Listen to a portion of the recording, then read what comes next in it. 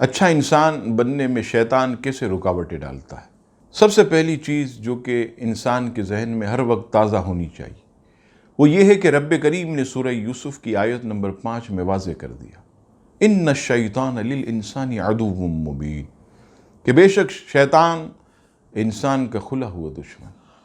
اب آپ سمجھ گئے ہوں گے کہ جب ہمارا کھلا ہوا دشمن شیطان ہے تو پھر وہ کب ہماری خیر خواہی چاہے گا؟ وہ تو ہر قدم پر ہمیں اچھا انسان بننے سے روکے گا اور طرح طرح کے ہتھ کنڈے استعمال کرتا رہے گا۔ اچھا انسان کون ہوتا ہے؟ اچھا انسان وہ ہوتا ہے جو دوسروں کے لیے جیتا ہے۔ اب آئیے اچھا انسان بننے میں شیطان کیسے رکاوٹیں ڈالتا ہے؟ سچ بولنے سے روکتا ہے کہ سچ بولنے پر انسان کی عزت بڑھتی، اور وہ جھوٹ پر انسان کو لگا دیتا ہے تاکہ انسان ذلیل ہو۔ امانت داری اور دیانت داری سے روکتا ہے۔ بد اخلاقی کی طرف مائل کرتا ہے، کیونکہ خوش اخلاق یہ اچھے انسان کا زیور ہے۔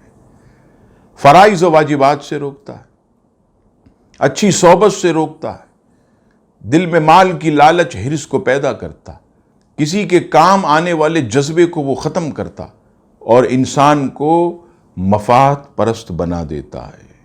اللہ تبارک و تعالی ہم سب کو شیطان کے مکر و فریب سے محفوظ فرمائے، آمین۔